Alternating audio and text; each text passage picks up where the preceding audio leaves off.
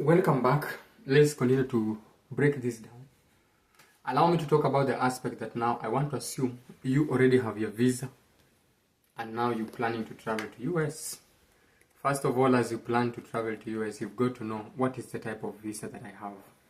Maybe it is J-1 exchange visitor visa, and this one is normally for teachers. So purpose, why are you coming here? So, but then we are saying, because it is J1, then we are saying you're coming to teach. You are a teacher.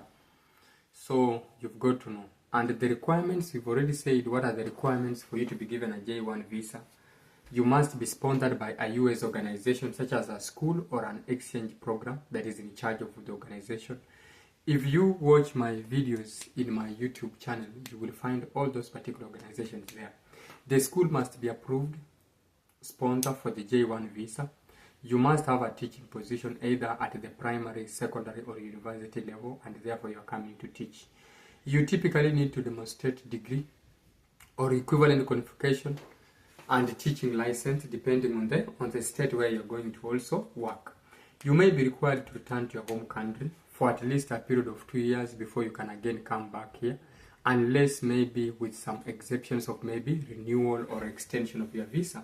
Apart from J1, we also said that you can as well also come with what you're calling the H1-B visa for special occupations, and the purpose of this one is you are also coming to teach, yeah, and it might also require one to have specialized knowledge and a degree requirements. A US employer will also must sponsor you for you to be given a H1-B visa. The position must require a minimum of a bachelor's degree or its equivalent in a specific field, e.g. education, mathematics, STEM subjects, etc. The employer must also file a petition with the US Citizenship and Immigration Services, including a labor condition application fee, showing that he or she is willing to sponsor your H1-B visa.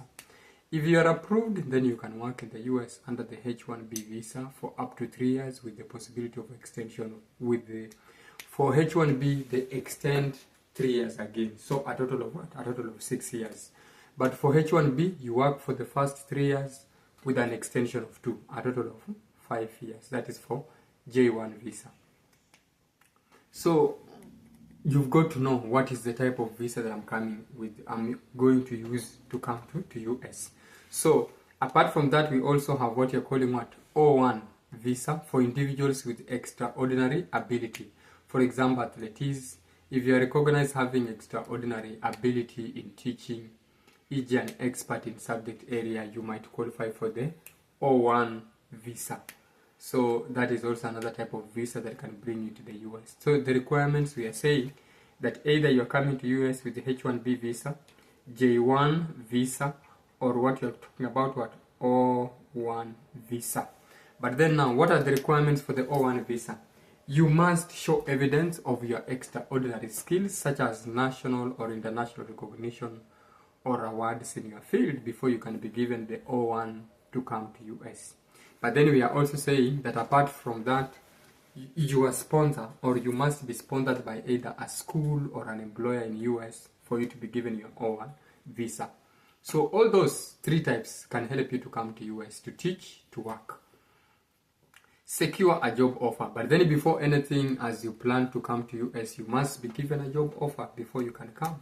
So before applying for any of these visas, you will need a job offer from a US educational institution such as a school, a college, or it can even be a university. So the process will typically involve the job search. After you've gotten your job, you've got to undertake the normal interviews, and we already talked about where can you be able to find these particular jobs. Here, education is run by districts. So you've got to check the school district websites, recruitment agencies, or networking with people who are already in the US. But then we also already talked about all the agencies that are responsible for hiring teachers on behalf of US-based schools. Therefore, go to our YouTube channel. We will be attaching the links in the comment section. Ask for those particular links. We attach for you for the video talking about that. You go through, you watch, you click on the links and you apply. Interview. After applying, you may be invited for an online interview or a virtual interview via video conference or a Zoom meeting. Yeah. So if it goes through, then you will be given a job offer letter. Once the US institution offers you a job, they will typically provide you with an employment contract or a job offer letter, which is essential for the visa application. Visa application process, we talked about that in one of our videos, but then again I want to go through it. That the visa application process, you must find a sponsor. A sponsor is somebody who is responsible to sponsor your visa, because the visas coming to US as a job seeker, they are very expensive. You can't afford them as an individual, especially if you're job hunting, unless maybe if you're a business person.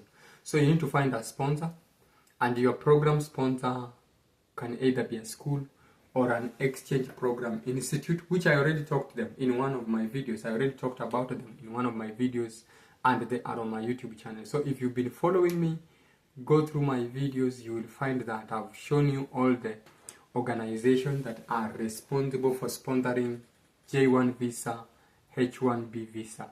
So they will issue a DS 2019 form, which is necessary for the visa application form. So this DS 2019 form is the first document that you are supposed to fill up before you start applying the whichever type of visa that you want. So after you complete that DS 2019, you will now be given the form that is called DS 160 form. You also fill out this particular form, and this one is normally filled online. Then you submit. After submitting it, they will give you a confirmation page of DS 160 that has a barcode. So you print it out and then you keep it for the purposes of attending your visa interview with it. After you've done that, you must pay the service fee. So paying the service fee to the US Department of Homeland Security, which funds the Student and Exchange Visitor Information System. So service fee, you are supposed to pay for it. Then there is what you're calling the visa interview. After you've done all that, then you must get a date on which you will go and attend your interview at a US embassy or consulate. So you will need to bring documents such as passport, DS 2019 form, DS 160 confirmation page that I already talked about, service payment receipt, passport sized photo, proof of qualifications, degree and teaching license, etc, etc. Now, visa issuance. If your visa is approved, it will be issued and you can travel to the US. But then now, how do you know that you have been given a visa? We normally have two chips.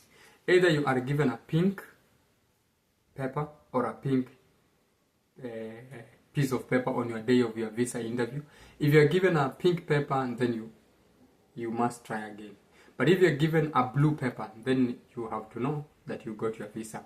The good thing, the visa consulate officer tells you there and then if you got your visa or if your visa was denied. So either it will be approved or it will be denied. Some of the basic questions that might make your visa to be denied, if you contradict yourself, that's what we are talking about, then you must know very well, what did I fill in my DS 160 form? Whatever that you fill there, some of the questions that you are asked on your visa interview date will come from that particular form. So you've got to know that. We've talked about this. We still do talk about it every now and then. Now, H1-B visa application also. So for this one, your employer who is US based must file this particular petition on your behalf, stating that they will sponsor this particular visa on your behalf, and they file a form called I-129 petition on your behalf with the United States. Now, apart from that, and then we are also talking about the labor condition application. The employer must submit a labor condition application, LCA, to the US Department of Labor, certifying that they will pay you the prevailing wage for the job that you're coming to do in the US. And then there is also the approval and interview. Once the petition is approved by the United States consulate offices, then you can apply for a H1-B visa at a US embassy back at your home. Just like also the J-1 visa, you must have a valid passport. But now for H1-B, there is this particular form. For them now, they have an extra form that is called I-797, which is just an approval notice. Then also here, DS-160 form and confirmation page must be filled for H1-B visa.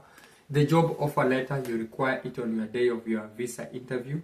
then a degree and certification documents talking about your qualification in school. You must have all this. Visa issuance, after the interview and approval, your H1-B visa will be issued. Probably after 1 week, you can go and collect your visa. Prepare financial and other documentations. Because you're planning to come to the US, you need to have money. Yeah, because you are paying your air ticket by yourself, accommodation for your first month, that is your own self. So all these are things that you're supposed to prepare. For either visa type, you may be required to show that you can support yourself financially while in the US, especially for the first and second months, before maybe you receive payment before the first month elapses.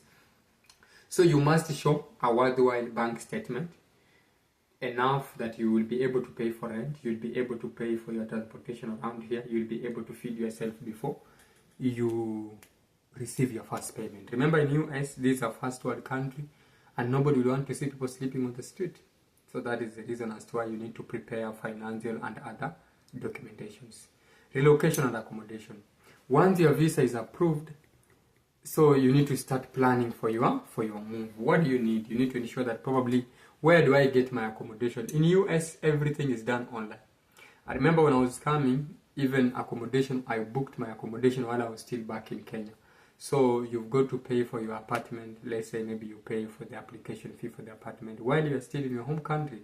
So that when you come in, then the transition becomes very easy. You know, I'm traveling, then I have somewhere where I'm going to live. So you will need to find a place to stay near your teaching location if you are a teacher. And this could involve renting an apartment or a house, which you have to pay for it by your own self. Traveling, you book now a flight to the US and plan your arrival based on the starting date of your work. You've got to know, if I'm traveling on this particular date, is it the time that I'm supposed to also be able to be working on the other end? Health insurance. Teachers on the J-1 or H1-B visa may be required to have a health insurance that meets the US government requirements for exchange visitors or employees. So that is it. So when you are coming here, you must ensure that you have covered yourself with an insurance, because in US, health is very expensive. So what you've got to do, then you opt for what you're calling an insurance scheme to take care of your health in case you are sick. Upon arrival in the US, after arriving in the US, there are a few important steps to complete. Check in with your employer or your sponsor. Ensure you meet with your sponsoring school or institution to complete any onboarding processes to ensure that you've been put in the system and everything is okay. Get a social security number, SSN. SSN in America is the same as like where I come from in Kenya, the national ID. Yeah, identification card number. So here we use what you're calling SSN. So you will need this particular SSN for tax and employment purposes. You cannot be paid any money without the SSN. You cannot do any banking services without the SSN. You cannot do anything. So you must have what you're calling the social security number. Orientation and training. Once you are here, you will be engaged in orientation at your workplace. What you're calling PDEs, professional development. So you are undertaken through the entire process step by step before you start working. Teaching license if applicable. Many states will require that teachers are supposed to be satisfied by being given teaching licenses. So every state has different rules pertaining to their type of license that you're supposed to have. So all that also you need to ensure that it is considered and is put in place. Cultural adjustment. You are coming from a different culture. Here, coming here, this is a different culture. You've got to adapt. You've got to understand that understanding US education system is different from what you are used to back at home.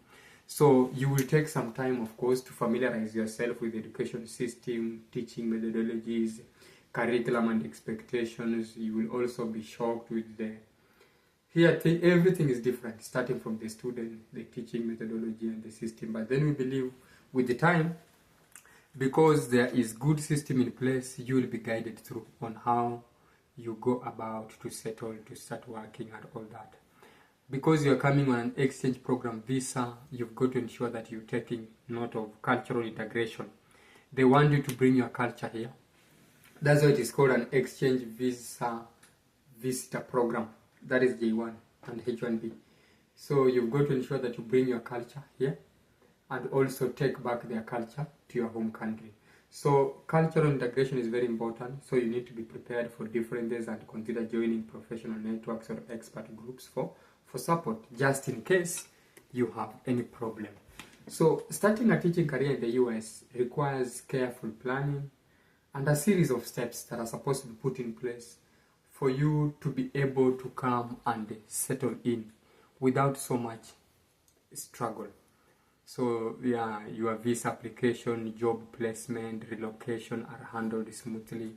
So you've got to ensure that you stay informed of any specific requirement based on the state of education institution you'll be working with, and ask, yeah, research, do Google search, work on yourself, ensure you have everything that you need. And also those of us who are there, we have good intentions, we will be willing to help you as a teacher as you move around all these types of visas. And we believe all will be well. Thank you so much for following. We want to wish you the best of luck in your teaching journey to US. Remember to always go in the subscription, hit that particular subscription button, subscribe for us, like, share, comment. Let's do this together as we support each other. For me as a Kenyan, I'll just be happy to see many Kenyan teachers coming here to teach. And that is it. Thank you so much.